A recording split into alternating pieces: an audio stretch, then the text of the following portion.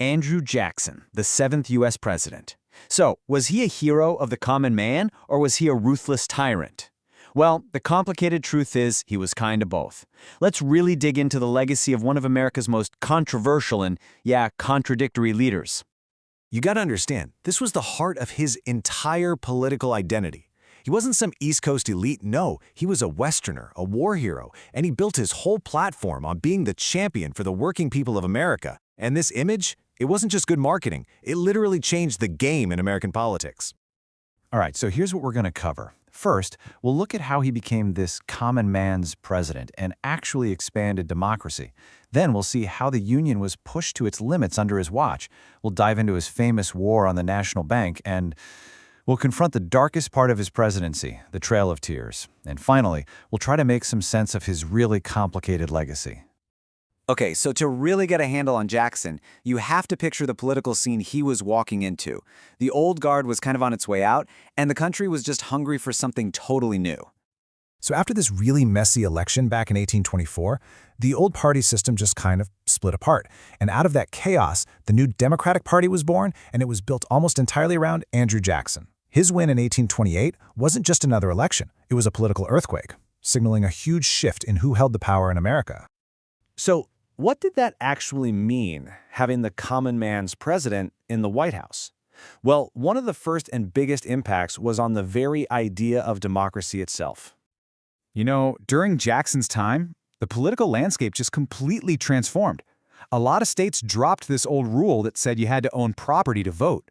I mean, this was a huge deal. It totally redefined who got to have a voice. So voting rights expanded dramatically. But, and this is a critical but, it was only for white men. Jackson really pushed these new voters to get involved, and it created this much more hands-on and, let's be honest, often chaotic style of populist politics. But right when Jackson is championing the power of the common man, a crisis pops up that forces him to take a completely different stance, and it shows us the first of his major contradictions. And believe it or not, it all started with a tax. In 1828, Congress passed this high tariff, a tax on imported goods, to protect factories up north from foreign competition. But for the South, which depended on trading its crops with other countries, this was an absolute disaster. They even gave it a nickname, the Tariff of Abominations.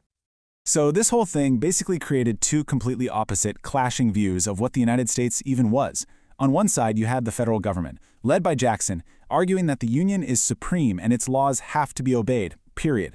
But on the other side, South Carolina was insisting that states had the right to nullify, basically to cancel, any federal law they thought was unfair. Their whole argument was that since the states created the federal government, they should have the final say.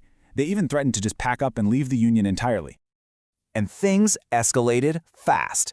After South Carolina passed its Nullification Act, making it official that they were ignoring the tariff, Jackson's reaction was swift and fierce. He called their actions rebellion and threatened to send in the military to enforce federal law. Now, a compromise was eventually worked out, but Jackson had made his point loud and clear. And this is just a perfect example of the contradiction, isn't it? The very same guy who got elected on this wave of anti-government, states' rights energy was now the biggest defender of a strong, centralized federal government. He was literally willing to go to war with one of his own states to prove his point. So after that showdown with South Carolina, Jackson swung right back to his populist roots for one of the biggest fights of his presidency, his all-out war against the Second National Bank. For Jackson, the National Bank wasn't just a bank. It was the ultimate symbol of the rich, powerful elite. He saw it as this corrupt machine that used its power to make the rich richer, all on the backs of the farmers and laborers who had put him in office. So he decided he had to destroy it. And his plan to kill it was classic Jackson, direct and aggressive. Step 1. When Congress tried to renew the bank's charter, he vetoed it. Bam! Step 2. He ordered all federal money to be pulled out of the National Bank. And step 3, he had all that money deposited into various state banks, which his critics called his pet banks, by the way. See, this wasn't just about tearing something down. It was about moving the money around. By shifting the funds to state banks, Jackson was making sure that credit would be easier to get for the ordinary farmers and small businessmen he claimed to represent. It was a direct power play, and it fit perfectly with his common man agenda. But for all this talk of championing the common man, there is a chapter of Jackson's presidency that is just brutal. and it stands in stark opposition to any idea of him as a hero. We have to look at it head-on. In 1830, President Jackson signed a law, the Indian Removal Act. The consequences of that single piece of legislation were, and still are, absolutely devastating. The motivation was simple and awful: land. White settlers wanted the ancestral homelands of Native American nations in the Southeast for farming and, yep, for digging for gold. So this act gave the federal government the power to forcibly remove tens of thousands of people from their homes and march them hundreds of miles west to a place called Indian Territory. This forced march, this horrific journey, became known as the Trail of Tears. Thousands upon thousands of men, women, and children died along the way from disease, from starvation, from the freezing cold. It was an act of ethnic cleansing, and it was done with the full authority and at the insistence of the common man's president. So, how in the world do you put all these pieces together? The champion of the people, the defender of the Union, and the architect of a humanitarian catastrophe. This is his deeply, deeply contradictory legacy. On one hand, you have Jackson the champion. He expanded voting rights for white men, he fought the big bank for farmers, and he got more ordinary citizens into politics.